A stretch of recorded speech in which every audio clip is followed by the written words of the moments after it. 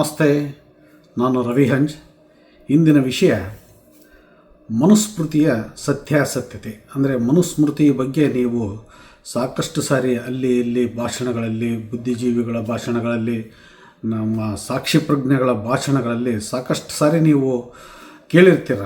ಈ ಭಾರತದ ಇಂದಿನ ಎಲ್ಲ ಅನಿಷ್ಟಗಳಿಗೆ ಮೂಲ ಈ ಮನುವಾದ. ಇದು ಒಂದು ವ್ಯಾಧಿ, ಮನುವ್ಯಾಧಿ ಎನ್ನಬಹುದು. ಇದು ಬ್ರಾಹ್ಮಣ್ಯದ ಸೃಷ್ಟಿ ಇತ್ಯಾದಿಯಾಗಿ ಸಾಕಷ್ಟು ಭಾಷಣಗಳನ್ನು ನೀವು ಕೇಳಿದ್ದೀರಿ.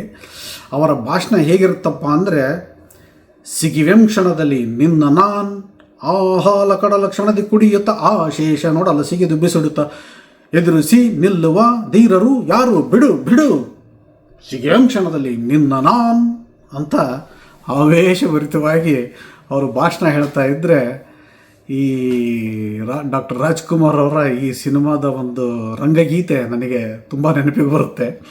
ಯಾಕೆಂದರೆ ಅವರು ಸಿಗಿವೆಂಕ್ಷಣದಲ್ಲಿ ನಿನ್ನ ನಾನೆಂತ ಟೇಬಲ್ನ ಕುಟ್ಟಿ ಈ ಭಾರತದ ಅವಸ್ಥೆಗೆ ಮನುಸ್ಮೃತಿಯನ್ನು ಹರಿದು ಬ್ರಾಹ್ಮಣರನ್ನು ಸಿಗಿದು ತೋರಣ ಕಟ್ಟಿ ನೆರೆದವರಲ್ಲೆಲ್ಲ ಒಂದು ಉದ್ವೇಗವನ್ನು, ಒಂದು ಆಕ್ರೋಶವನ್ನು ಉಂಟು ಮಾಡ್ತಕ್ಕಂಥ ಭಾಷಣಗಳನ್ನು ನೀವು ಸಾಕಷ್ಟು ಸಾರಿ ಕೇಳಿರ್ತೀರಿ. ಹಾಗಾಗಿ ನಿಜಕ್ಕೂ ಈ ಮನುಸ್ಮೃತಿ ಅನ್ನೋದು ಏನಿದೆ, ಇದರಲ್ಲಿ ಅಂತಹ ಒಂದು ಅನಿಷ್ಟ ಪದ್ಧತಿ ಏನಿದೆ, what is this Manusmriti, the doctrine of Manu ಅಂತ ನಾವು ಇವತ್ತು ಕೊಂಚ ಆಳಕ್ಕಿಳಿದು ಸತ್ಯಾಸತ್ಯತೆಯನ್ನು ಪರಾಮರ್ಶಿಸಿ ನೋಡೋಣ. ನೋಡಿ, ಕ್ರಿಸ್ತಪೂರ್ವ 2ನೇ ಶತಮಾನ, ಅದು ಇನ್ನು ತುಂಬ ಹಿಂದೆ ಅಂತ ಹೇಳ್ತಾರೆ, ಆದರೆ ಕ್ರಿಸ್ತಪೂರ್ವ 2ನೇ ಶತಮಾನದಿಂದ ಕ್ರಿಸ್ತಶಕ 2ನೇ ಶತಮಾನದ ನಡುವಿನ ಅಂತರದಲ್ಲಿ ಈ ಮನುಸ್ಮೃತಿಯನ್ನು ರಚಿಸಿರಬಹುದು ಅಂತ ಒಂದು ವೈಜ್ಞಾನಿಕ ಸಂಶೋಧನೆಗಳು ಈ ಕಾಲಕ್ಕೆ ಅದನ್ನು ಸೀಮಿತಗೊಳಿಸ್ತೇವೆ. ಇಲ್ಲಿ ಆಗಿದೆ ಅಂತ. ಈ ಮನುಧರ್ಮಶಾಸ್ತ್ರದ ಗ್ರಂಥದಲ್ಲಿ ಏನಿದೆಯಪ್ಪ ಅಂದರೆ, ಧರ್ಮ, ಕರ್ತವ್ಯ, ಕಾನೂನು ಮತ್ತು ನೈತಿಕತೆಯ ಕುರಿತಾದ ಮೂಲಭೂತ ಗ್ರಂಥ ಇದಾಗಿದೆ. ಅಂದರೆ ನಾವು ಲೋಕಾರೂಢಿಯಾಗಿ ನ್ಯಾಯ ನೀತಿ ಧರ್ಮ ಗೊತ್ತಿಲ್ವಾ ಅಂತ ಮಾತಾಡ್ತೀವಲ್ಲ, ಲೋಕಾರೂಢಿಯಾಗಿ ನಾವೇನು ಮಾತಾಡ್ತೀವ, ನ್ಯಾಯ ನೀತಿ ಧರ್ಮ ಅನ್ನೋ ಆ ಅರ್ಥದಲ್ಲಿ ಇದರಲ್ಲಿ ನ್ಯಾಯ, ನೀತಿ, ಧರ್ಮ, ನೈತಿಕತೆ, ಯಾವ ಅಪರಾಧಕ್ಕೆ ಯಾವ ಶಿಕ್ಷೆ, ಈ ರೀತಿಯಾಗಿ ಅದನ್ನು ಆ ಶಿಕ್ಷೆಯನ್ನು ಹೇಗೆ ಕೊಡಬೇಕು, ಆ ಅಪರಾಧದ ತನಿಖೆ ಹೇಗೆ ನಡೆಯಬೇಕು ಅಂತಕ್ಕಂಥ ಒಂದು ಕಾನೂನಾತ್ಮಕ ತುಂಬ ಸುವಿವರವಾದ ಡೀಟೇಲ್ಸ್ ಅದರಲ್ಲಿ ಇದೆ. ಹಾಗಾಗಿ ಆಡಳಿತಕ್ಕೆ ಸಂಬಂಧಿಸಿದ ವರ್ಣ, ಸಾಮಾಜಿಕ ವರ್ತನೆ ಮತ್ತು ಸಾಮಾಜಿಕ ನಿಯಮ, ಬಿಹೇವಿಯರ್, ಒಬ್ಬ ನಾಗರಿಕ ಪ್ರಜ್ಞೆ ಹೇಗಿರಬೇಕು, ಒಬ್ಬ ರಾಜನಿಗೆ ರಾಜಾಡಳಿತ ಹೇಗಿರಬೇಕು, ಒಂದು ನ್ಯಾಯಾಂಗ ಅಂದರೆ ಹೇಗಿರಬೇಕು ಮತ್ತು ಆಡಳಿತಾಂಗ ಅಂದರೆ ಹೇಗಿರಬೇಕು ಅನ್ನೋದರ ಒಂದು ರೂಪುರೇಷೆಯ ಒಂದು ನೀಲ ನಕಾಶೆ ಈ ಮನುಸ್ಮೃತಿ ಅಂತ ನಾವು ಹೇಳಬಹುದು. ಇದರ ಪ್ರಮುಖ ತಿರುಳುಗಳು ಏನಪ್ಪ ಅಂದರೆ, ಇದರಲ್ಲಿ ಒಟ್ಟು 12 ಅಧ್ಯಾಯಗಳಲ್ಲಿ 2685 ಶ್ಲೋಕಗಳಿವೆ. ಇದು ಪ್ರಾಚೀನ ಭಾರತೀಯ ಸಮಾಜದ 3 ಪ್ರಮುಖ ಸ್ತಂಭಗಳ ಮೇಲೆ ಕೇಂದ್ರೀಕೃತವಾಗಿದೆ ಅಂತ ಸಂಶೋಧಕರು ಅಭಿಪ್ರಾಯವನ್ನು ವ್ಯಕ್ತಪಡಿಸಿದ್ದಾರೆ. ಇದು ಏನು ಹೇಳುತ್ತೆ ಅಂದರೆ, ಬ್ರಹ್ಮಾಂಡ ಮತ್ತು ಸೃಷ್ಟಿ. ಅಂದರೆ ಬ್ರಹ್ಮಾಂಡ ಅಂದರೆ ನೀವೀಗ ಬಿಗ್ ಬ್ಯಾಂಗ್ ಥಿಯರಿಯನ್ನು ಕೇಳಿರ್ತೀರ. ವೈಜ್ಞಾನಿಕವಾಗಿ big bang theory, how the earth has evolved ಅಂತ, ಯೂನಿವರ್ಸ್ ಆ್ಯಸ್ ಇವಾಲ್ಡ್ ಅಂತ ಏನೋ ಹೇಳ್ತಾರಲ್ಲ, ಅದೇ ರೀತಿಯಾಗಿ ಮನುಸ್ಮೃತಿ ಸಹ ಈ ಬ್ರಹ್ಮಾಂಡ ಹೇಗೆ ಉದ್ಭವವಾಯಿತು ಅಂತ ಹೇಳುತ್ತೆ. ಈ ಬಿಗ್ ಬ್ಯಾಂಗ್ ಸಿದ್ಧಾಂತವು ಬ್ರಹ್ಮಾಂಡವನ್ನು ಒಂದು ದಟ್ಟವಾದ, ಕೊನೆ ಇಲ್ಲದ, ಎಣೆ ಇಲ್ಲದ, ಅಂದರೆ ಒಂದು ಇದನ್ನು ಕಪ್ಪು ಕುಳಿ ಅಂತ ಹೇಳ್ತಾರಲ್ಲ, ಆ ಕಪ್ಪು ಕುಳಿಯ ತಿರುಳ ಹೊಂದಿಕೆಯಾಗಿ, ಅಂದರೆ ಸಿಂಗ್ಯುಲಾರಿಟಿಯಾಗಿ, ಲೀನಿಯರ್ ಆಗಿ ಇಟ್ ಈಸ್ ಪ್ರೋಗ್ರೆಸ್ಸಿಂಗ್ ಅಂತ ಹೇಳ್ತಾರೆ. ಅದನ್ನು ನಾವು ಕನ್ನಡದಲ್ಲಿ ಈ ಒಂದು ರೇಖೀಯ ವಿಸ್ತಾವರಣೆಯಲ್ಲಿ ಒಂದೇ ಆಯಾಮದಲ್ಲಿ ಸೃಷ್ಟಿಯಾದದ್ದು ಅಂತ ಹೇಳಬಹುದು. ಆದರೆ ಮನುಸ್ಮೃತಿ ಏನು ಹೇಳ್ತದೆ, ಕಡುಗಪ್ಪು ಶೂನ್ಯತೆಯಿಂದ ದೈವಿಕವಾಗಿ ಹೊರಹೊಮ್ಮುವ ಸಾಂಕೇತಿಕ ಚಕ್ರೀಯ ಸೃಷ್ಟಿಯನ್ನು ವಿವರಿಸುತ್ತದೆ ಅಂತ ಅದು ಮನುಸ್ಮೃತಿ ಹೇಳ್ತದೆ. ಇದು ಹೀಗೆ ಸೃಷ್ಟಿಯನ್ನು ಕ್ರಮವಾಗಿ ಅವರು ಭೌತಿಕ ನಿಯಮಗಳ ಪರಿಣಾಮವಾಗಿ ಬಿಗ್ ಬ್ಯಾಂಗ್ ಥಿಯರಿ ಹೇಳಿದರೆ, ಇಲ್ಲಿ ಆಧ್ಯಾತ್ಮಿಕ ಹಿನ್ನೆಲೆಯಿಂದ ಆಧ್ಯಾತ್ಮಿಕದ ಹಾದಿಯಲ್ಲಿ ಸೃಷ್ಟಿಯನ್ನು ಕಂಡುಕೊಳ್ಳುವ ಪ್ರಯತ್ನವನ್ನು ಭಾರತೀಯರು ಮಾಡಿದ್ರು ಅಂತ ಈ ಮನುಸ್ಮೃತಿ ಹೇಳುತ್ತೆ. ಈ ಮನುಸ್ಮೃತಿಯಲ್ಲಿ ಬ್ರಹ್ಮಾಂಡದ ರಚನೆಯನ್ನು ಹೇಗಾಯಿತು ಅಂತ ಇದೆಯೋ ಅದೇ ರೀತಿಯ ಅದೇ ಅರ್ಥದ ತತ್ವವನ್ನು ಎಲ್ಲ ದಾರ್ಶನಿಕರು ಹೇಳಿದ್ದಾರೆ. ಅದರಲ್ಲಿ ಪ್ರಮುಖವಾಗಿ ವೀರಶೈವ ಲಿಂಗಾಯತದ ತತ್ವವೂ ಇದೇ ಆಗಿದೆ. ಅದರಲ್ಲೂ ಅಲ್ಲಮ ಪ್ರಭು ಅದನ್ನು ಶರಣರು ಏನು ಶೂನ್ಯ ಅಂತಾರಲ್ಲ, ಆ ಶೂನ್ಯವೇ ಈ ಒಂದು ಬ್ರಹ್ಮಾಂಡ ಸೃಷ್ಟಿಯ ಮೂಲ ಅಂತ, ಮತ್ತು ಇದು ಆ ಬ್ರಹ್ಮಾಂಡದ ಸೃಷ್ಟಿಯ ಏನು ತತ್ವ ಇದೆ ಮನುಸ್ಮೃತಿಯಲ್ಲಿ, ಅದನ್ನೇ ಎಲ್ಲ ಶರಣರು ಎಲ್ಲ ದಾರ್ಶನಿಕರು ಹೇಳ್ತಾ ಬಂದಿದ್ದಾರೆ. ಹೀಗಿರುವಾಗ ನೆಕ್ಸ್ಟ್ ಎರಡನೇ ಆಯಾಮ ಏನಪ್ಪ ಈ ಮನುಸ್ಮೃತಿನಲ್ಲಿ ಅಂದರೆ ಸಾಮಾಜಿಕ ಮತ್ತು ವರ್ಣ ವ್ಯವಸ್ಥೆ, ಅಂದರೆ ಕಟ್ಟುನಿಟ್ಟಾದ ಶ್ರೇಣೀಕೃತ ಸಮಾಜವನ್ನು ಮನುಸ್ಮೃತಿ ಸಮರ್ಥಿಸುತ್ತದೆ ಅಂತ. ಈ 4 ಮುಖ್ಯ ವರ್ಣಗಳು ಅಂದರೆ ಬ್ರಾಹ್ಮಣ, ಕ್ಷತ್ರಿಯ, ವೈಶ್ಯ ಮತ್ತು ಶೂದ್ರ ಇದನ್ನು ಸಮರ್ಥಿಸುತ್ತದೆ ಅಂತ ಹೇಳ್ತದೆ. ಏನಿದು ಕಟ್ಟುನಿಟ್ಟಾದ ವರ್ಣ ವ್ಯವಸ್ಥೆ ಅಂತಕ್ಕಂಥ ಇದರ ಡೆಫಿನಿಷನನ್ನು ನಂತರ ನಾವು ನೋಡೋಣ. ಇದು ಅಲ್ಲದೆ ಮತ್ತೆ ಇನ್ನೇನಿದೆ ಈ ಮನುಸ್ಮೃತಿಯಲ್ಲಿ, ಇದಕ್ಕೆ ಮತ್ತೆ ಬರೋಣ. We will revisit this, but before that ಮತ್ತಿನ್ನೇನಿದೆ ಅಪಾರ್ಟ್ ಫ್ರಮ್ ದಿಸ್ 3 ಸ್ತಂಭ ಅಂದ್ರಲ್ಲ, ಒಂದು ಸ್ತಂಭ ಬ್ರಹ್ಮಾಂಡ, ಇನ್ನೊಂದು ಸಾಮಾಜಿಕ ಮತ್ತು ವರ್ಣ ವ್ಯವಸ್ಥೆ, 3ನೇ ಸ್ತಂಭ ಏನಪ್ಪ ಅಂದರೆ ರಾಜಧರ್ಮ, ಅಂದರೆ ರಾಜನ ಕರ್ತವ್ಯಗಳು ಏನಾಗಿರಬೇಕು. ಆಳ್ವಿಕೆ ಅನ್ನೋದು ಒಂದು ದೈವಿಕ ಹಕ್ಕನ್ನು ಒತ್ತಿ ಹೇಳುತ್ತದೆ ಅಂತ ಮನುಸ್ಮೃತಿ ಹೇಳ್ತದೆ. ಅಂದರೆ ಅಲ್ಲೂ ಅದು ಆಧ್ಯಾತ್ಮಿಕ ಮತ್ತು ದೈವಿಕ ಒಂದು ಶಕ್ತಿಯನ್ನು ರಾಜ್ಯವನ್ನು ಆಳಲಿಕ್ಕೆ ಬೇಕು ಅಂತ 18 ವಿಧದ ಕಾನೂನುಗಳನ್ನು ಅದು ವಿವರಿಸುತ್ತದೆ. ಈ ಕಾನೂನುಗಳು ಏನಪ್ಪ ಅಂದರೆ ಅತ್ಯಂತ ವಿಶಾಲವಾಗಿ ಈ ಕಾನೂನುಗಳನ್ನು ಅವರು ವರ್ಣಿಸಿದ್ದಾರೆ. ಅದರಲ್ಲಿ ಕೂಲಿಯ ವೇತನ ಮತ್ತು ಸಾಲಗಳಿಂದ ಹಿಡಿದು, ಸಾಲಗಳನ್ನು ಕೊಟ್ಟರೆ ಅದಕ್ಕೆ ಹೇಗೆ ಅವರು ವಾಪಸ್ ಕೊಡಬೇಕು, ಕೂಲಿಯನ್ನು ಎಷ್ಟರ ಮಟ್ಟಿಗೆ ಹೇಗೆ ಅದನ್ನು ಕೊಡಬೇಕು ಅನ್ನುವ ಒಂದು ಸಣ್ಣ ಮೈನ್ಯೂಟ್ ಡೀಟೇಲ್ಸ್ನಿಂದ ಹಿಡಿದು ದೊಡ್ಡ ದೊಡ್ಡ ಹಲ್ಲೆ, ಕೊಲೆ, ಸುಲಿಗೆ ಮತ್ತು ಪಿತ್ರಾರ್ಜಿತ ಹಕ್ಕುಗಳನ್ನು ಹೇಗೆ ನಿರ್ಣಯಿಸಬೇಕು ಅಂತಕ್ಕಂಥ ಎಲ್ಲ ಅಪರಾಧ ಕಾನೂನಿನ ಕ್ರಿಮಿನಾಲಜಿ ಅಂತೀವಲ್ಲ, ಕ್ರೈಮ್ ಲಾ, ಅಲ್ಲಿಂದ ಹಿಡಿದು ಮತ್ತು ಸಿವಿಕ್ ಲಾ ಸೂಟ್ಸ್ ಇರ್ತಾವಲ್ಲ, ಅಂತಹ ಒಂದು ಸಾಮಾಜಿಕ ವ್ಯಾಜ್ಯಗಳಿಗೆ ಸಂಬಂಧಿಸಿದ ತೀರ್ಪನ್ನು ಯಾವ ಆಧಾರದ ಮೇಲೆ ಕೊಡಬೇಕು, ಅದಕ್ಕೆ ಶಿಕ್ಷೆ ಏನು, ಆಮೇಲೆ ನ್ಯಾಯ ಮತ್ತು ನಿಭಾಯಿಸುವ ಎಲ್ಲ ಪರಿಹಾರ ವಿಧಗಳನ್ನು ಈ 18 ವಿಧದ ಕಾನೂನುಗಳಲ್ಲಿ ವರ್ಣಿಸಲಾಗಿದೆ. ಹೀಗೆ ಭಾರತದ ಉದ್ದಕ್ಕೂ ಮನುಸ್ಮೃತಿ ಅನ್ನೋದು ಒಂದು ಸಾಮಾನ್ಯ ಗ್ರಂಥ ಆಗಿತ್ತು. ಇದು ಯಾವುದೇ ಭಾರತವನ್ನಾಳಿದ ಯಾವುದೇ ರಾಜನ, ಚಕ್ರವರ್ತಿಯ ಅಥವಾ ಅವನ ಸಾಮ್ರಾಜ್ಯದ ಅಧಿಕೃತ ಮಾನ್ಯತೆ ಪಡೆದ ಕಾನೂನು ಆಗಿರಲಿಲ್ಲ. ಇದರಲ್ಲಿ ನ್ಯಾಯ, ನೀತಿ, ಧಾರ್ಮಿಕ ಅಂದರೆ ಸಾಮಾಜಿಕವಾಗಿ ರೂಢಿಯಲ್ಲಿರ್ತಕ್ಕಂಥ ವಿಷಯಗಳೇ ಇದ್ರೂ ಈ ಮನುಸ್ಮೃತಿ ಅನ್ನೋದು ಯಾವುದೇ ಒಂದು ರಾಜ್ಯಾಡಳಿತದ, ನ್ಯಾಯಾಂಗದ, ಆಡಳಿತಾಂಗದ ಒಂದು ಸಂವಿಧಾನ ಆಗಿರಲಿಲ್ಲ ಅಂತಕ್ಕಂಥದ್ದು ಇತಿಹಾಸ ಹೇಳುತ್ತೆ. ಈ ಭಾರತದಲ್ಲಿ ಇದು ಚಾಲನೆಯಲ್ಲಿತ್ತು ಅಂತ ಎಲ್ಲಿಯೂ ಪುರಾವೆ ಇಲ್ಲ. ಆದರೆ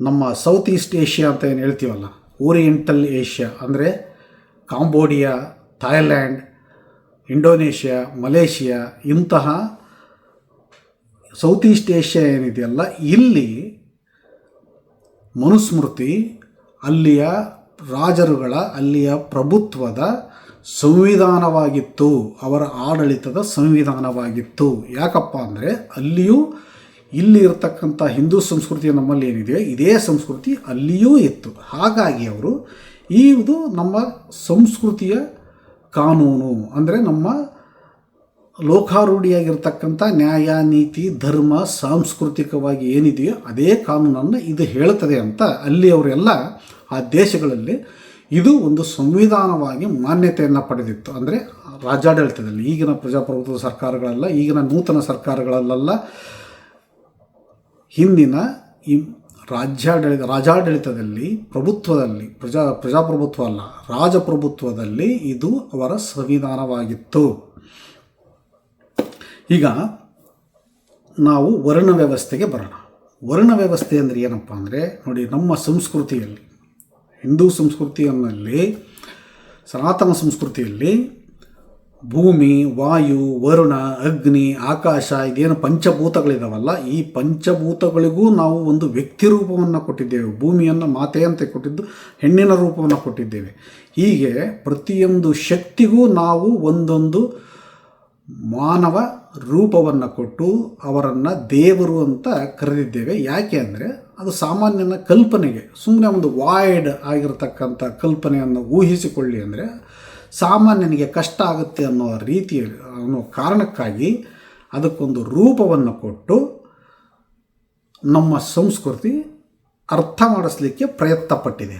ಅದು ಯಾವುದೇ ವಿಗ್ರಹಾರಾಧನೆ ಅಂತ ಅಲ್ಲ, ಮತ್ತೊಂದಲ್ಲ. ಅದೇ ರೀತಿಯಲ್ಲಿ ಈ ಮನುಸ್ಮೃತಿಯಲ್ಲಿ ಏನಾಗಿದೆ, ಈ ನ್ಯಾಯಾಂಗ, ರಾಜ್ಯಾಂಗ ಅಂತಕ್ಕಂಥ ಒಂದು ಗವರ್ನಿಂಗ್ ಬಾಡಿ ಅಂತ ಏನು ಹೇಳ್ತೇವೆ, ಈ ಗವರ್ನಿಂಗ್ ಬಾಡಿಗೆ ಒಂದು ಪುರುಷ ರೂಪಾಲಂಕಾರವನ್ನು ಕೊಟ್ಟು ಮನು ಅಂತ ಅದಕ್ಕೆ ಹೆಸರಿಡಲಾಗಿದೆ.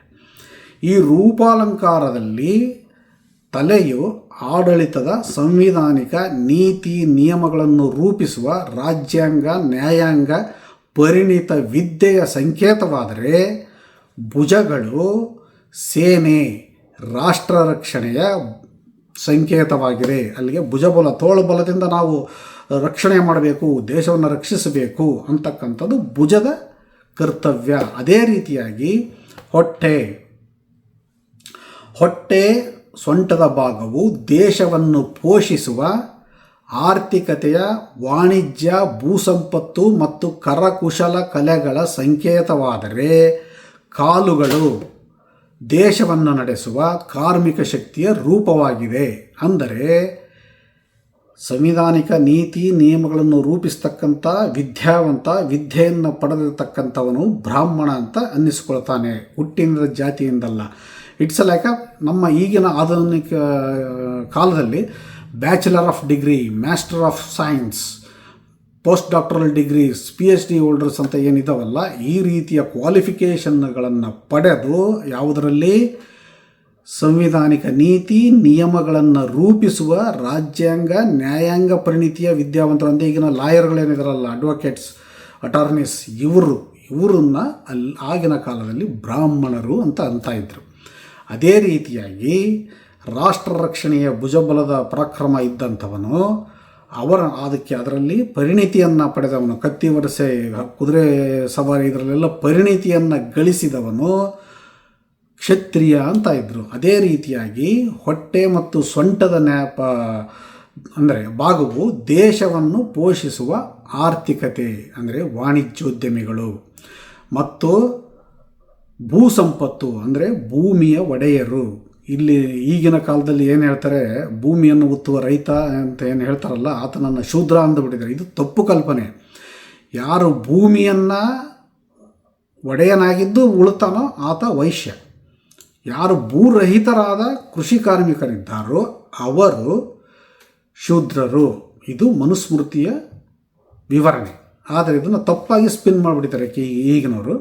But anyway, coming back to ವೈಶ್ಯ ಯಾರಪ್ಪ ಅಂದರೆ ಕರಕುಶಲ ಕರ್ಮಿಗಳು, ಅಂದರೆ ಎಂಜಿನಿಯರ್ಸ್, ಡಾಕ್ಟರ್ಸ್, ಅಂದರೆ ಸ್ಕಿಲ್ಡ್ ಲೇಬರ್ ಅಂತ ಏನು ಹೇಳ್ತೀವಲ್ಲ, ಸ್ಕಿಲ್ಡ್ ಲೇಬರ್ಸ್ ಎಲ್ಲರೂ ವೈಶ್ಯಾಸ್. ಭೂಮಿಯ ಒಡೆಯರು ವೈಶ್ಯಾಸ್ ಮತ್ತು ವಾಣಿಜ್ಯೋದ್ಯಮಿಗಳು ವೈಶ್ಯರು ಅಂತ, ಹೀಗೆ ವೈಶ್ಯರು ಅಂದರೆ ಈ ಒಂದು ಗ್ರೂಪ್ ಬರುತ್ತೆ. ಇದರ ನಂತರ ಕಾರ್ಮಿಕ ಶಕ್ತಿ ಅಂದರೆ ಅನ್ಸ್ಕಿಲ್ಡ್ ಲೇಬರ್, ಒಂದು ವೃತ್ತಿಯಲ್ಲಿ ಪರಿಣಿತಿ ಇರದಂತಹ ಸಾಮಾನ್ಯ ಮಾನವ ಸಂಪನ್ಮೂಲ ಮತ್ತು ಭೂರಹಿತ ಕೃಷಿಕರು. ಇವರನ್ನು ಶೂದ್ರರು ಅಂತ 4 ಭಾಗಗಳಾಗಿ ಮನುಸ್ಮೃತಿಯಲ್ಲಿ ವರ್ಣಿಸಲಾಗಿದೆ. ಈ ಮನುಸ್ಮೃತಿಯಲ್ಲಿ ಏನು ಈ 4 ಭಾಗಗಳನ್ನು ವರ್ಣ ಅಂತ ಏನಿದ್ರಲ್ಲ, ಈ ವರ್ಣಗಳು ನೀವು ಯಾವುದೇ ಒಂದು ಈಗಿನ ರಾಜ್ಯಾಂಗವನ್ನೇ ನೆನೆಸ್ಕೊಳ್ಳಿ, ಅಲ್ಲಿ ಏನು ಅಟಾರ್ನೀಸ್ ಇದ್ದಾರೆ, ಸಂವಿಧಾನಕ್ಕೆ ಏನು ಮಾಡ್ತಾ ತಿದ್ದುಪಡಿಗಳನ್ನು ತರೋದಾಗಲಿ, ಮತ್ತೊಂದಾಗಲಿ, ಕಾನೂನು ರೂಪಿಸುವರಾಗಲಿ, ಅವರೆಲ್ಲರೂ ಬ್ರಾಹ್ಮಣರು ಅನ್ಬೋದು. ಅದೇ ರೀತಿಯಾಗಿ skilled labours, doctors, engineers, physicians ಮತ್ತು ಮೆಕ್ಯಾನಿಕ್ ಇವರೆಲ್ಲರನ್ನು, ಮತ್ತು ವಾಣಿಜ್ಯೋದ್ಯಮಿಗಳು, ವ್ಯಾಪಾರಸ್ಥರು, ಇವರೆಲ್ಲರನ್ನು ವೈಶ್ಯರು ಅನ್ನಬಹುದು. ಮತ್ತು ಕಾರ್ಮಿಕ ಶಕ್ತಿಯನ್ನು ಭೂರಹಿತ ಮತ್ತು ಅನ್ಸ್ಕಿಲ್ಡ್ ಲೇಬರನ್ನು, ಕಾರ್ಮಿಕ ಶಕ್ತಿಯನ್ನು ಶೂದ್ರರು ಅಂತ ಹೇಳಬಹುದು. ಅದು ಈಗಲೂ ಇದೆ. ಇಲ್ಲಿ ಎಲ್ಲಿಯೂ ಅಸ್ಪೃಶ್ಯತೆ, ಅಂತ್ಯಜ ಅಂತಕ್ಕಂಥದ್ದು ಮನುಷ್ಯಾಸ್ತ್ರದಲ್ಲಿ ಇಲ್ಲ. ಈಗ ಏನು ಈ ಮನುಸ್ಮೃತಿಯಲ್ಲಿ ಹೇಳಿದೆಯಲ್ಲ, ಇದನ್ನೇ ವೀರಶೈವ ಲಿಂಗಾಯತರಲ್ಲಿಯೂ ಸಹ ಪಂಚಕೋನ ಅಂತ ಅದನ್ನು ವರ್ಣಿಸ್ತಾರೆ. ಈ ಪಂಚಕೋನದ ಮೇಲಿನ, ಅಂದರೆ ಹಿಂಗೆ ಒಂದು ನಕ್ಷತ್ರವನ್ನು ನೋಡಿರ್ಬೋದು, ಕೋನದ ನಕ್ಷತ್ರ ಈ ಲಿಂಗಾಯತರ ಸಿಂಬಲ್ ಆಗಿದೆ. ಇದರಲ್ಲಿನ ಮೇಲಿನ ಶೃಂಗಕೋನವು ಶಿರಸ್ಸನ್ನು, ಮೇಲಿನ ಎಡಬದಿಯ ಕೋನಗಳು, ಎಡ ಮತ್ತು ಬಲ ಬದಿಯ ಕೋನಗಳು ಅಂದರೆ ಹೀಗಿರುತ್ತಲ್ಲ ಸ್ಟಾರ್, ಅದರಲ್ಲಿ ಅದು ಭುಜಗಳನ್ನು ಮತ್ತು ಮಧ್ಯದ ಕೇಂದ್ರ ಭಾಗವು ಹೃದಯವನ್ನು ಮತ್ತು ಕೆಳಗಿನ ಎಡಬದಿಯ ಕೋನಗಳು ಕಾಲುಗಳನ್ನು ಸಂಕೇತಿಸಿ ಶಾಂಭವಿ ಮುದ್ರೆಯಲ್ಲಿ ಧ್ಯಾನಕ್ಕೆ ಕುಳಿತ ವ್ಯಕ್ತಿಯ ಸೂಚಕವಾಗಿದೆ. ಇಷ್ಟಲಿಂಗ ಸೂಚಕವಾದ ಪಂಚಕೋನ ಪ್ರಣವವನ್ನು ಲಿಂಗವನ್ನು ಅಂಗೈಯಲ್ಲಿಟ್ಟುಕೊಳ್ಳುವ ಮೊದಲು ಅಂಗೈಯಲ್ಲಿ ಹಾಗೂ ಪೂಜೆಗೆ ಕುಳಿತುಕೊಳ್ಳುವ ಪೀಠದ ಮೇಲೆ ಬರೆಯಬೇಕು ಅಂತ ವೀರಶೈವ ಲಿಂಗಾಯತ ಧರ್ಮ ಹೇಳುತ್ತದೆ. ಹಾಗಾಗಿ ಅವರು ಅಂಗೈಯಲ್ಲಿ ಲಿಂಗವನ್ನು ಇಡುವ ಮುಂಚೆ ಹೀಗೆ ಒಂದು ಪಂಚಕೋನವನ್ನು ಬರೀತಾರೆ. ಹೀಗಾಗಿ ಮನುಸ್ಮೃತಿಯಲ್ಲಿ ಏನು ವರ್ಣ ವ್ಯವಸ್ಥೆ ಹೇಳಿದೆಯೋ ಅದನ್ನೇ ವೀರಶೈವ ಲಿಂಗಾಯತದಲ್ಲೂ ಹೇಳಿದೆ ಮತ್ತು ಹಿಂದೂ ಸಂಸ್ಕೃತಿಯ ಎಲ್ಲ ಮತಧರ್ಮಗಳಲ್ಲೂ ಇದನ್ನೇ ಹೇಳ್ತಾ ಬಂದಿದೆ ಹೊರತು ಇಲ್ಲಿ ಯಾವುದು ಅಸಮಾನತೆ, ಈಗ ನೀವೇನು ಕೇಳ್ತಾ ಇದ್ದೀರಲ್ಲ ಮನುಸ್ಮೃತಿ ಅನ್ನತಕ್ಕಂಥ ಯಾವುದೇ ಅಂಶ ಮನುಸ್ಮೃತಿಯಲ್ಲಿ ಇರಲಿಲ್ಲ. ಆದರೆ ನಮ್ಮ ಸಾಹಿತ್ಯಿಕ ರೂಪಕ, ಸಂಕೇತ, ಉಪಮೆ, ಅಲಂಕಾರ, ಉತ್ಪ್ರೇಕ್ಷೆ, ನವರಸಗಳ ಹೂರಣದ ಸೃಜನಶೀಲ ಸಾಹಿತ್ಯವನ್ನೇ ಓದಿ ಮೆಚ್ಚಿ ವಿಮರ್ಶಿಸಿಕೊಂಡು ಅದರಲ್ಲೇ ವಿದ್ಯಾಪರಿಣಿತಿಯನ್ನು ಪಡೆದಿರತಕ್ಕಂಥ ಭಾಷಾ ಪಂಡಿತರು, ಅದರಲ್ಲೂ ನಮ್ಮ ಕನ್ನಡ ಭಾಷಾ ಪಂಡಿತರು ಈಗ ಅವರ ಭಾಷಾ ಪರಿಣಿತಿಯ ಡಿಗ್ರಿಗಳನ್ನು ಪಡೆದ ನಂತರ ಅವರು ಸಾಮಾಜಿಕ ವಿಜ್ಞಾನ, ಮಾನವಿಕ ವಿಜ್ಞಾನ, ಇತಿಹಾಸದ ಸಂಶೋಧಕರಾಗಿ ಇಂತಹ ಸಂಶೋಧನೆಗಳಲ್ಲಾಗಲಿ ಅಥವಾ ಸಾಹಿತ್ಯಕ್ಕಾಗಲಿ ಎರಡು ಕಡೆಯೂ ಸಲ್ಲದಿಲ್ಲ. ಯಾಕಂದರೆ ಅವರು ಯಾರೂ ಈ ಮನುಸ್ಮೃತಿಯ ಇಷ್ಟೊಂದು ಸರಳವಾಗಿರತಕ್ಕಂಥ ಸಂದೇಶವನ್ನು, ಅದರ ವಿವರಣೆಯನ್ನು ಸರಿಯಾಗಿ ಅರ್ಥ ಮಾಡಿಕೊಂಡು ಇದುವರೆಗೂ ಸಮಾಜಕ್ಕೆ ತಿಳಿಸಿಲ್ಲ. ನೀವೆಲ್ಲರೂ ಕೇಳಿದರೆ ಈ ರೀತಿಯ ಡೆಫಿನಿಷನನ್ನು ನೀವೆಲ್ಲಾದರೂ ಕೇಳಿದ್ದೀರಾ? ಇಲ್ಲ. ಯಾಕಂದರೆ ನೀವು ನಿಮ್ಮ ವೃತ್ತಿಯಲ್ಲಿ ಕೆಲಸದಲ್ಲಿ ಬ್ಯುಸಿ ಇದ್ದೀರಾ, ಹಾಗಾಗಿ ನೀವು ಮನುಸ್ಮೃತಿಯನ್ನು ಓದದಲೇ ಇರಬಹುದು. ಮೇಲಾಗಿ ಇಂತಹ ಪಂಡಿತರು, ಸಾಕ್ಷಿ ಪ್ರಜ್ಞೆಗಳು, ಬುದ್ಧಿಜೀವಿಗಳು ಅನ್ನಿಸ್ಕೊಂಡವರು ಆಲ್ರೆಡಿ ಅವರು ಇದನ್ನು ಹೀಗಿದೆ ಅಂತ ಹೇಳಿದಾಗ ನಾವು ಬೈ ಡಿಫಾಲ್ಟ್ ಅದನ್ನು ಒಪ್ಕೊಳ್ತೇವೆ. ಯಾಕಪ್ಪ ಅಂದರೆ ಅವರು ಮಹಾನ್ ಬುದ್ಧಿವಂತರು, ಅವ್ರು ಹೇಳಿದ್ದಾರೆ ಅಂದರೆ ಇಟ್ ಶುಡ್ ಬಿ ರೈಟ್. ಹಾಗಾಗಿ ನಾವು ಅದನ್ನು ಕ್ರಾಸ್ ವೆರಿಫಿಕೇಷನ್ ಮಾಡಲಿಕ್ಕೆ ಹೋಗೋದಿಲ್ಲ. ಈಗ ನಾನು ಅದನ್ನು ಕ್ರಾಸ್ ವೆರಿಫಿಕೇಷನ್ ಮಾಡಿದ ಕಾರಣ ನಾನು ನಿಮಗೆ ಕುರುಡಾಗಿ ಅವರು ಹೇಳಿದ್ದನ್ನೆಲ್ಲ ನಂಬಿದ್ದೆ. ಆದರೆ ನಂತರ ಇವರ ಒಂದೊಂದೇ ಸುಳ್ಳುಗಳು ತಿಳಿಲಿಕ್ಕೆ ಶುರುವಾದ ಮೇಲೆ ನಾನು ಅದನ್ನು ಪ್ರಶ್ನಿಸುತ್ತಾ ಹೋದದ್ದಕ್ಕೆ ನನಗೆ ಉತ್ತರಗಳು ಈ ರೀತಿ ಸಿಗ್ತಾ ಇದ್ದಾವೆ. ಆದರೂ ಅವರೆಲ್ಲರೂ ಹಾಗೆ ಆಲೋಚಿಸಲಿಕ್ಕೆ ಕಾರಣವೇನು? ಇದಕ್ಕೆ ಕಾರಣ ಏನಪ್ಪ ಅಂದರೆ ಬ್ರಿಟಿಷರು. ಅಂದರೆ ಬ್ರಿಟಿಷರು ಯಾವಾಗ ಮನುಸ್ಮೃತಿಯನ್ನು ಹಿಂದೂ ಕಾನೂನಾಗಿಸಿ ತಮ್ಮ ಶಿಕ್ಷಣ ವ್ಯವಸ್ಥೆಯಲ್ಲಿ ತಮ್ಮದೇ ಆಲೋಚನೆಯ ಶಿಷ್ಟ ಪದ್ಧತಿಯ ಸಂಪ್ರದಾಯ, ಮಡಿವಂತಿಕೆ, ಅಸ್ಪೃಶ್ಯತೆಯನ್ನು ಹೇರಲಾರಂಭಿಸಿದರು, ಅಂದಿನಿಂದ ಭಾರತೀಯರು ನಾವೆಲ್ಲರೂ ಏನಂದ್ಕೊಂಡ್ವಿ, ಇದು ನಮ್ಮದೇ ಮಡಿವಂತಿಕೆಯನ್ನು ಮನುಸ್ಮೃತಿಗೆ ಅನುಗುಣವಾಗಿ ಕ್ಷಿಪ್ರವಾಗಿ ರೂಪಿಸಿಕೊಳ್ಳುತ್ತಾ ಒಂದು ತಲೆಮಾರಿನ ಅಂತರದೊಳಗೆ ಆಸಕ್ತಿಕರವಾದಂಥ ನಮ್ಮ ಶಾಸ್ತ್ರಗಳಲ್ಲಿ ಸಾಕಷ್ಟು ಸೂತ್ರಗಳಿದ್ವು, ಸೂತ್ರಗಳೇನಿದ್ವಲ್ಲ, ವಿಜ್ಞಾನಗಳು, ಅದನ್ನೆಲ್ಲ ಬಿಡಿ, ಕಾಮಸೂತ್ರವನ್ನು ಒಂದು ಮೈಲಿಗೆಯ ವಸ್ತುವಾಗಿ ಕತ್ತಲು ಸೂತ್ರವಾಗಿಸಿ ಅಳಿದುಳಿದ ಸೂತ್ರಗಳೆಲ್ಲವನ್ನು ಮಾಯವಾಗಿಸಿದ್ದು ಈ ಬ್ರಿಟಿಷರು. ಹೀಗೆ ಮಾಯವಾಗಿಸಲಿಕ್ಕೆ ಅವರಿಗೆ ಕೇವಲ ಒಂದು ತಲೆಮಾರು ಸಾಕು. ಯಾಕಪ್ಪ ಅಂದರೆ ಅವರು ಅದಕ್ಕೆ ಮುಂಚೆನೇ, ಭಾರತಕ್ಕೆ ಬರುವ ಮುಂಚೆನೇ ಐರ್ಲೆಂಡಿನ ಭಾಷೆಯನ್ನು ವಾಶೌಟ್ ಮಾಡಿದ್ದಾರೆ. ಅಲ್ಲಿ ಐರ್ಲೆಂಡ್ನವ್ರದ್ದು ಅವ್ರದ್ದೇ ಆದಂಥ ಒಂದು ಭಾಷೆ ಇತ್ತು, ಅದು ಈಗ ಇಲ್ಲ. ಅದೇ ರೀತಿಯಾಗಿ ಆಫ್ರಿಕನ್ ಸಂಸ್ಕೃತಿಗಳು ಒಂದು ತಲೆಮಾರಿನ ಅಂತರದಲ್ಲಿ ಬ್ರಿಟಿಷರು ಮಾಯವಾಗಿಸಿದ್ದಾರೆ. ಬ್ರಿಟಿಷರಿಗೆ ಆಡಳಿತವನ್ನು ಮೊಘಲರಿಂದ ಯಾವಾಗ ಅವರು ವಶಪಡಿಸಿಕೊಂಡ್ರೋ ಆಮೇಲೆ ಇಲ್ಲಿಯ ಒಂದು ಕಾನೂನನ್ನು, ನೆಲದ ಕಾನೂನನ್ನು ರೂಪಿಸಲಿಕ್ಕೆ ಅವರು ಆಸಕ್ತಿ ತೋರಿದರು. ಯಾಕಪ್ಪ ಅಂದರೆ ಮುಸ್ಲಿಮರಿಗೆ ಶರಿಯಾ ಕಾನೂನು ಮೊಘಲರ ಕಾಲದಿಂದಲೂ ಮುಸ್ಲಿಮರಿಗೆ ಮಾತ್ರ ಇತ್ತು, ಅದು ಅನ್ವಯಿಸ್ತಾ ಇತ್ತು. ಬಟ್ ಹಿಂದೂಗಳಿಗೆ ನ್ಯಾಯ, ನೀತಿ, ಧರ್ಮ, ಲೋಕಾರೂಢಿಯಾಗಿ ಏನಿತ್ತು ಅದು ಅನ್ವಯಿಸ್ತಾ ಇತ್ತು. ಹಾಗಾಗಿ ಬ್ರಿಟಿಷರಿಗೆ ಅಯ್ಯೋ ಪಾಪ ಇವರಿಗೆ ಶರಿಯಾ ಕಾನೂನಿದೆ, ಮುಸ್ಲಿಮೇತರರಿಗೆ ಅಂದರೆ ಬುದ್ಧ, ಜೈನ, ಕ್ರಿಶ್ಚಿಯನ್ನು ಸೇರಿಸಿ ಬೇರೆಯವರಿಗೆಲ್ಲರಿಗೂ, ಕ್ರಿಶ್ಚಿಯನ್ ಸದ್ಯಕ್ಕೆ ಬದಿಗಿಡೋಣ, ಅವರಿಗೆ ಮುಸ್ಲಿಮೇತರರಿಗೆ ಒಂದು ಕಾನೂನು ಇಲ್ಲ, ಇವರಿಗೆ ಶರಿಯಾ ಇದೆ, ಇವ್ರಿಗೂ ಏನಾದರೂ ಧಾರ್ಮಿಕ ರಿಲೇಟೆಡ್ ಒಂದು ಕಾನೂನನ್ನು ನಾವು ಮಾಡಬೇಕು ಅಂತ ಅದನ್ನು ಜಾನ್ ಮಾರ್ಷಲ್ ಅವರಿಗೆ ವಹಿಸಿದರು. Sir William John Marshall, he was archaeologist. Harappa Mohenjodaro ಕಾಲದಲ್ಲಿ ಅವರು ಸಾಕಷ್ಟು ಉತ್ಖನನವನ್ನು ಮಾಡಿ ಭಾರತದ ಇತಿಹಾಸವನ್ನು ಕಂಡುಹಿಡಿದಿದ್ದಾರೆ. ಇದು ಸರ್ ವಿಲಿಯಂ ಜೋನ್ಸ್ ಅಂತ. ಸರ್ ವಿಲಿಯಂ ಜೋನ್ಸ್ ಈಸ್ ಉತ್ತುಂಗ ಪಂಡಿತ, ಉದ್ದಾಮ ಪಂಡಿತ ಅಂತ ಹೇಳ್ಬೋದು. ಆತನಿಗೆ ಸಂಸ್ಕೃತ ಮತ್ತು ಅರೇಬಿಕ್, ಪರ್ಷಿಯನ್ ಮತ್ತು ಗ್ರೀಕ್ ಭಾಷೆಗಳು ಸಹ ಬಹಳ ಚೆನ್ನಾಗಿ ಬರ್ತಾಯಿದ್ವು. ಆತನನ್ನು ಇದಕ್ಕೆ ನೇಮಿಸಿದರು. ಇವ್ರಿಗೊಂದು ಪಾಪ ಇವರಿಗೆಲ್ಲ ಒಂದು ನಮ್ಮದು ನೈತಿಕ ಜವಾಬ್ದಾರಿ, ಇವ್ರಿಗೂ ಒಂದು ಧರ್ಮದ ಆಧಾರದ ಮೇಲೆ ಒಂದು ಕಾನೂನನ್ನು ಮಾಡಿಕೊಂಡು, so go figure it out, ಯಾವುದಾದ್ರೂ ಒಂದು ಕಾನೂನು ಇದೆಯಾ ಹಿಂದೂ ಗ್ರಂಥಗಳಲ್ಲಿ ಹುಡುಕೊಂಡು ಬಾ ಅಂತ ಅವನಿಗೆ ಅಸೈನ್ಮೆಂಟ್ ಕೊಟ್ಟರು.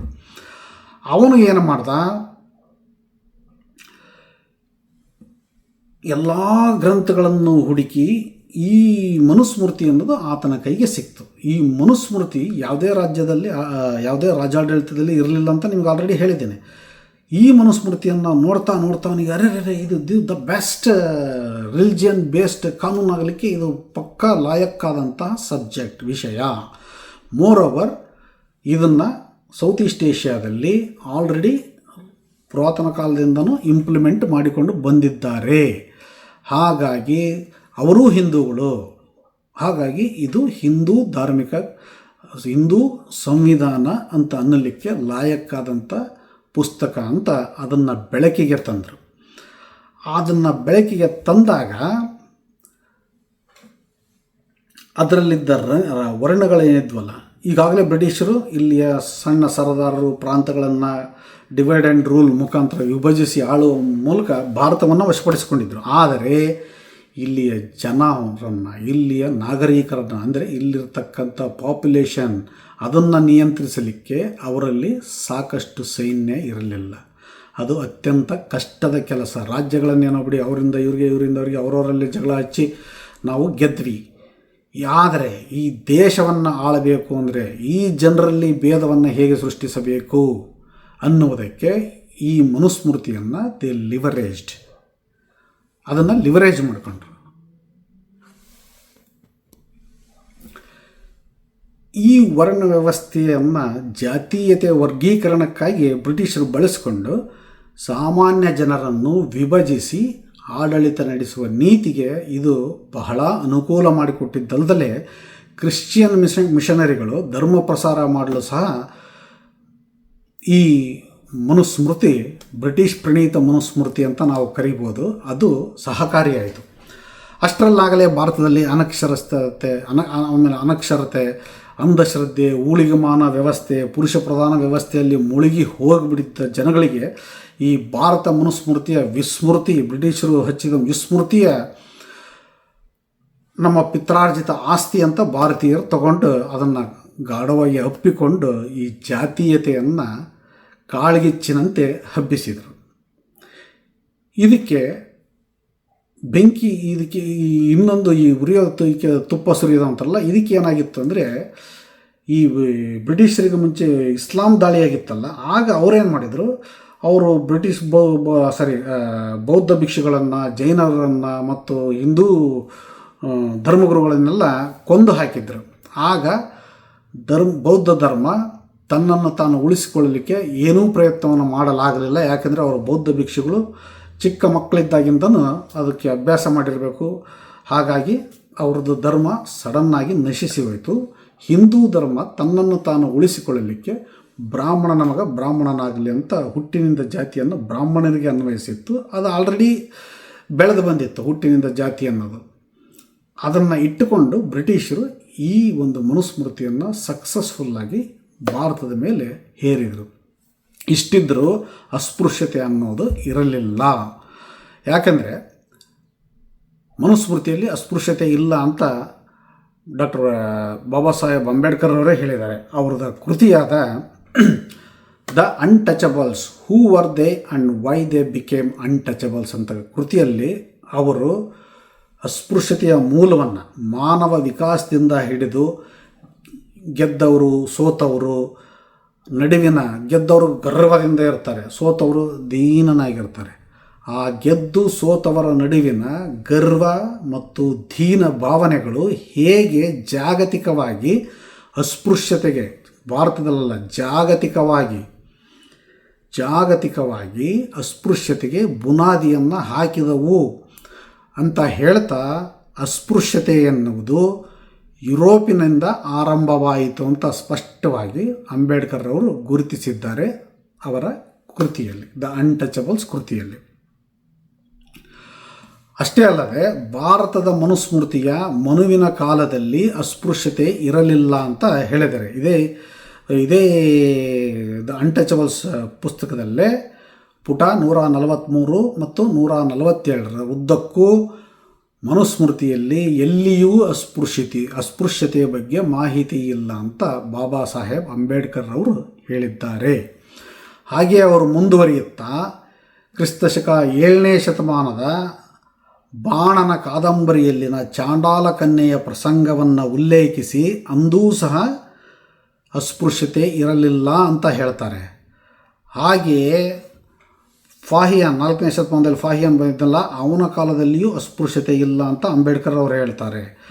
ಆದರೆ ಹುಯನ್ ಸಾಂಗ್ 7ನೇ ಶತಮಾನದಲ್ಲಿ ಹುಯನ್ ಸಾಂಗ್ ಕಟುಕರು, ಮೀನುಗಾರರು, ದೊಂಬರು ಮತ್ತು ಡೋಹರು ಇವರು ಊರಿನ ಹೊರಗೆ ವಾಸಿಸಬೇಕಿತ್ತು ಅಂತ ಹುಯನ್ ಸಾಂಗ್ ಬರೆದಿದ್ದಾನೆ. ಯಾಕೆಂದರೆ ಅದು ಒಂದು ಈಗ ನಮ್ಮ ಆಧುನಿಕ ನಾಗರಿಕತೆಯಲ್ಲಿಯೂ ಸಹ ಟೆಕ್ಸ್ಟೈಲ್ ಪಾರ್ಕ್, ಸಾಫ್ಟ್ವೇರ್ ಪಾರ್ಕ್ ಅಂತ ಏನು ಪಾರ್ಕ್ಗಳಿರ್ತಾವಲ್ಲ, ಆಗಿನ ಕಾಲದಲ್ಲಿ ಮೀಟ್ ಪ್ರಾಸೆಸಿಂಗ್ ಪಾರ್ಕ್ಗಳು ಊರ ಹೊರಗಡೆ ಇರ್ತಾಯಿದ್ವು. ಯಾಕಂದರೆ ಅದರಿಂದ ಸಾಂಕ್ರಾಮಿಕ ರೋಗಗಳು ಬರ್ತಕ್ಕಂಥ ಚಾನ್ಸಸ್ ಇತ್ತು ಅಂತ. ಈಗಲೂ ಎಲ್ಲ ಕಡೆಯೂ ನೀವು ನೋಡಿ ಮೀಟ್ ಮಾರ್ಕೆಟ್ ಸಪ್ರೇಟಾಗಿರುತ್ತೆ, ಆಗಲೂ ಅಲ್ಲೇ ಇತ್ತು. ಅವರು ಅಲ್ಲಿ ತಮ್ಮ ವ್ಯಾಪಾರೋದ್ಯಮಕ್ಕೆ ಅನುಕೂಲವಾಗುವಂತೆ ಆ ಮಾಂಸೋದ್ಯಮದಲ್ಲಿ ತೊಡಗಿದವರು ಅಲ್ಲಿಯೇ ವಾಸಿಸುತ್ತಿದ್ದರು ಅನ್ನುವ ಅರ್ಥದಲ್ಲಿ ಹುಯನ್ ಸಾಂಗ್ ಇದನ್ನು ಬರೆದಿದ್ದಾನೆ. ಆದರೆ ಈ ಒಂದು ಪ್ರತಿ ಶತಮಾನದ ಉದಾಹರಣೆಗಳನ್ನ ಕೊಡ್ಕೊಂಥ ಅಂಬೇಡ್ಕರ್ ಅವರು ಬಂದು ಎಲ್ಲಿಯೂ ಅಸ್ಪೃಶ್ಯತೆ ಇಲ್ಲ ಅಂದರು. But somewhere they have to declare where the ಅಸ್ಪೃಶ್ಯತೆ ಅನ್ನೋದು, ವೇರ್ ದಿಸ್ ಅನ್ಟಚಬಿಲಿಟಿ ಇವಾಲ್ಡ್ ಅನ್ನೋದಕ್ಕೆ ಅವರಿಗೆಲ್ಲೂ ಒಂದು ಪುರಾವೆ ಸಿಕ್ಕೋದಿಲ್ಲ. ಹಾಗಾಗಿ ಅವರು ಥಟ್ಟಂತ ಈ ಪುಟ 150ರಿಂದ 155ರಲ್ಲಿ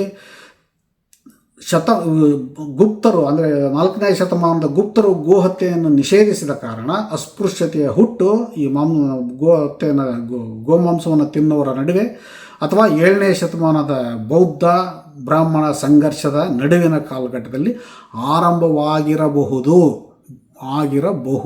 ಅಂತ ಅದು ತೀರ್ಪು ಕೊಟ್ಟು ಆ ನಿರ್ಣಾಯಕ ಅಂತ್ಯವನ್ನು ಕೊಟ್ಟು ಅವರು ತಮ್ಮ ಪುಸ್ತಕವನ್ನು ಮುಗಿಸ್ತಾರೆ. ಇದರ ಬಗ್ಗೆ ಹೆಚ್ಚಿನ ವಿವರಗಳು ಬೇಕಂದರೆ ಅಂಬೇಡ್ಕರ್ ಅವರ ದ ಅನ್ಟಚಬಲ್ಸ್ ಕೃತಿಯನ್ನು ನೀವೆಲ್ಲರೂ ಪರಿಶೀಲಿಸಿ. ಇದು ಒಂದು ಬ್ರೈನ್ ಸ್ಟಾರ್ಮ್, ಒಂದು ಜನ್ರೇಷನಲ್ಲಿ ಬ್ರಿಟಿಷರು ಬ್ರೈನ್ ಸ್ಟಾರ್ಮ್ ಮಾಡಿ ಮನು ಸ್ಮೃತಿ ಅನ್ನತಕ್ಕಂಥ ಒಂದು ಹಳೆಯ ಸಂವಿಧಾನವನ್ನು, ಅನಿಷ್ಟ ಅನ್ನೋ ಒಂದು ಸಿದ್ಧಾಂತವನ್ನು ಸೃಷ್ಟಿ ಮಾಡಿದರು. ಈ ಬ್ರಿಟಿಷ್ ಕಾರಕೂನ ಉತ್ಪಾದನಾ ಶಿಕ್ಷಣ ವ್ಯವಸ್ಥೆ ಏನಿದೆ, ಇದರಲ್ಲಿ ಪಟ್ಟಭದ್ರ ಹಿತಾಸಕ್ತಿ ಮತ್ತು ಹೊಸ ಭಾರತೀಯ ನಾಯಕತ್ವದ ಪ್ರಭಾವಗಳೇ ಸ್ವತಂತ್ರ ಭಾರತದ ಶೈಕ್ಷಣಿಕ ವ್ಯವಸ್ಥೆಯಲ್ಲಿ ಮನುಸ್ಮೃತಿಯನ್ನು ಸಂವಿಧಾನಿಕವಾಗಿ ಅಳವಡಿಸಿದ ಪ್ರಭಾವದಿಂದ ಎಲ್ಲ ಸಂಶೋಧನೆಗಳು, ಸಾಮಾಜಿಕ ಸಂಶೋಧನೆಗಳು ತಿರುವುಮುರುವು ಮಾಡಿಟ್ಟವು. ಯಾಕೆಂದರೆ ಹುಟ್ಟಿನಿಂದ ಜಾತಿ ಎನ್ನುವುದು ಆದದ್ದು ಇಸ್ಲಾಂ ದಾಳಿಯಿಂದ. ಅದಕ್ಕೂ ಮುಂಚೆ ಎಲ್ಲಿಯೂ ಹುಟ್ಟಿನಿಂದ ಜಾತಿ ಇರಲಿಲ್ಲ ಅಂತ ಅಂಬೇಡ್ಕರ್ ಅವರೇ ತಮ್ಮ ದ ಅನ್ಟಚಬಲ್ಸ್ ಪುಸ್ತಕದಲ್ಲಿ ಹೇಳಿದ್ದಾರೆ. ಅಷ್ಟೇ ಅಲ್ಲದೆ ಹುಟ್ಟಿನಿಂದ ಜಾತಿ ಯಾವಾಗ ಬಂತು ಅನ್ನೋದನ್ನು ಇದಕ್ಕೆ ಮುಸ್ಲಿಂ ದಾಳಿಯೇ ಕಾರಣ ಅಂತಲೂ ಅವರು ಸ್ಪಷ್ಟವಾಗಿ ಅವರ ಇತರೆ ಪುಸ್ತಕಗಳಲ್ಲಿ ಹೇಳಿದ್ದಾರೆ. ಹೀಗಿದ್ದು ನಮ್ಮ ಇಂದಿನ ಸಂಕಥನಗಳು, ಅದರಲ್ಲೂ ಸಾಕ್ಷಿ ಪ್ರಜ್ಞೆಗಳು ಮತ್ತು ಬುದ್ಧಿಜೀವಿಗಳು ಏಕೆ ಇದನ್ನು ಇಷ್ಟರ ಮಟ್ಟಿಗೆ ಫಾಲೋ ಮಾಡ್ಕೊಂಡು ಬಂದಿದ್ದಾರೆ? ಕಲ್ಯಾಣ ಕ್ರಾಂತಿ, ಇದು ನೋಡಿ, ಕಲ್ಯಾಣ ಕ್ರಾಂತಿಯನ್ನವರು ಹೇಳೋದೇನು, ಬಸವಣ್ಣನವರು ಸನಾತನವಾಗಿ ಇದ್ದ ಹುಟ್ಟಿನಿಂದ ಜಾತಿಯನ್ನು ವಿರೋಧಿಸಿ ಕಲ್ಯಾಣ ಕ್ರಾಂತಿಯನ್ನು ಮಾಡಿದರು ಅಂತ ಅವರು ಹೇಳ್ತಾರೆ. ಆದರೆ ತಾರ್ಕಿಕವಾಗಿ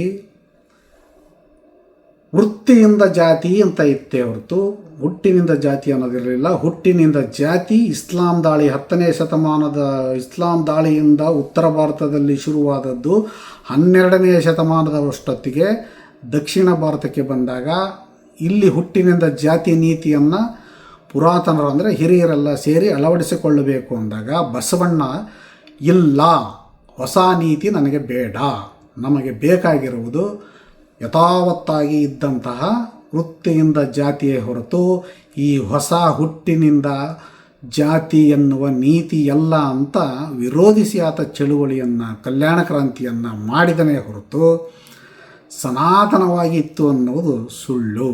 ಇದನ್ನು ನಮ್ಮೆಲ್ಲ ಈ ಕನ್ನಡ ಪಂಡಿತರು, ವ್ಯಾಕರಣ ಪಂಡಿತರು ಆಗಬೇಕಾದಂಥವರು, ಮಾನವಿಕ ಶಾಸ್ತ್ರ, ಇತಿಹಾಸ ತಜ್ಞರು ಇನ್ನೂ ಏನೇನೋ ಆಗಿ ಈ ರೀತಿಯ ಸಂಕಟಗಳನ್ನು ಸೃಷ್ಟಿಸಿ ಎಲ್ಲ ತಿರುವು ಮುರುವು ಮಾಡಿಟ್ಟುಬಿಟ್ಟಿದ್ದಾರೆ. ಇದು ಹೇಗಪ್ಪ ಅಂದರೆ, 1-2 ಶತಮಾನದ ಹಿಂದಿನ ಬ್ರಿಟಿಷ್ ಇತಿಹಾಸವನ್ನೇ ಅರಿಯದ ಈ ನವ ಸಂಶೋಧಕರು ಏನಿದ್ದಾರೆ, ಸಂಶೋಧನಾ ಪಿತಾಮಹರು ಅಂತ ಕಲಬುರ್ಗಿ ಅಂತ ಏನಿದ್ದಾರೆ, ಅವರ ಶಿಷ್ಯ ಪಡೆ ಏನಿದೆ, ಇಂತಹ ಶಿಷ್ಯ ಪಡೆ 12ನೇ ಶತಮಾನದಲ್ಲಾದಂಥ ಅದಕ್ಕೂ ಹಿಂದಿನಲ್ಲಿ ಉಂಟಾದಂಥ ಸಾಮಾಜಿಕ ಪಲ್ಲಟವನ್ನು ನೋಡಿ. ವಿದೇಶಿ ದಾಳಿ ಆಯಿತು, ಹುಟ್ಟಿನಿಂದ ಜಾತಿಗೆ ಸೃಷ್ಟಿ ಕೊಡ್ತು ಇಸ್ಲಾಂ ದಾಳಿ. ನಂತರ ಬಂದ ಬ್ರಿಟಿಷ್ ಅದು ಸಾಮಾಜಿಕ ಪಲ್ಲಟವನ್ನೇ ಸೃಷ್ಟಿಸಿತ್ತು. ಈಗ ನಾವೇನು ಕಾನೂನುಗಳು ಅಂತ ಏನಿದೆ, IPC ಸೆಕ್ಷನ್ ಅಂತ ಏನಿದೆಯಲ್ಲ, ಇದರಲ್ಲಿ ಇರತಕ್ಕಂಥ ಎಲ್ಲ ಕಾನೂನುಗಳು ಮನುಸ್ಮೃತಿ ಆಧಾರಿತವಾದಂಥ ಕಾನೂನುಗಳೇ. ಬೇಕಿದ್ದರೆ ನೀವು ಪರಿಶೀಲಿಸಬಹುದು. ಇದನ್ನು ವಿಲಿಯಂ ಜಾನ್ಸ್ ಇಂಪ್ಲಿಮೆಂಟ್ ಮಾಡಿರ್ತಕ್ಕಂಥ ಕಾನೂನುಗಳೇ ಇಂದಿನ IPC ಕೋಡ್ನಲ್ಲೂ ಮುಂದುವರೆದುಕೊಂಡು ಬಂದಿವೆ. ಯಾರು ನಾವು ಮನುವಾದಿಗಳು ಇದನ್ನು ತಿರಸ್ಕರಿಸಬೇಕು ಅಂತೀವೋ, ಇದೇ ಮನುವಾದ ನಮ್ಮ ಕಾನೂನಿನಲ್ಲಿದೆ. ಅದರಲ್ಲಿ ಇಲ್ಲದಂತಹ ಅಸ್ಪೃಶ್ಯತೆ ಇದೆ ಅಂತ ನಮ್ಮಲ್ಲಿ ನಂಬಿ ಅದು ಒಂದು ಜನಾಂಗವನ್ನು ಓಲೈಸಲಿಕ್ಕೆ ಬಳಕೆಯಾಗಿದೆ. ಸಾಕ್ಷಿ ಬೇಕು ಅಂದರೆ ಮನುಸ್ಮೃತಿಯನ್ನು ರಾಜಾಡಳಿತಗಳಿಂದ ಅನುಸರಿಸಿಕೊಂಡು ಬಂದ ಕಾಂಬೋಡಿಯಾ, ಥಾಯ್ಲ್ಯಾಂಡ್, ಮಲೇಷಿಯಾ, ಇಂಡೋನೇಷ್ಯಾ ಈ ದೇಶಗಳಲ್ಲಿ, ಹಿಂದೂ ದೇಶಗಳಲ್ಲಿ ಅಸ್ಪೃಶ್ಯತೆ ಅನ್ನೋದು ಎಂದೂ ಇರಲಿಲ್ಲ, ಈಗಲೂ ಇಲ್ಲ. ಅವರು ಮನುಸ್ಮೃತಿಯನ್ನು ಕಾನೂನಾಗಿಸಿಕೊಂಡಿದ್ದರು ಆಗಿನಿಂದನೂ. ಅವರಲ್ಲಿ ಇಲ್ಲದ ಅಸ್ಪೃಶ್ಯತೆ, ಮನುಸ್ಮೃತಿ ಎನ್ನುವುದು ಎಂದೂ ಒಂದು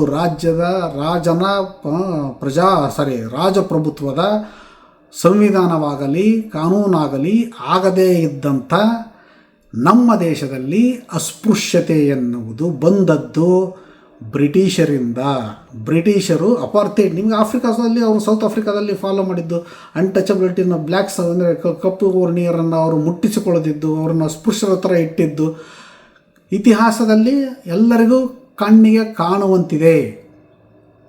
ಹಿಂದೂ ಸಂಸ್ಕೃತಿಯ ಮನುಸ್ಮೃತಿಯನ್ನು ಕಾನೂನಾಗಿಸಿ ಸಂವಿಧಾನವಾಗಿ ನಡೆಸಿದ್ದ ಕಾಂಬೋಡಿಯಾ, ಏಷ್ಯಾ, ಥಾಯ್ಲ್ಯಾಂಡ್ ಈ ದೇಶಗಳಲ್ಲಿ ಅದು ಕಾನೂನಾಗಿದ್ದರೂ ಅಸ್ಪೃಶ್ಯತೆ ಅನ್ನೋದು ಎಂದಿಗೂ ಇರಲಿಲ್ಲ, ಈಗಲೂ ಇರಲಿಲ್ಲ. ಸೊ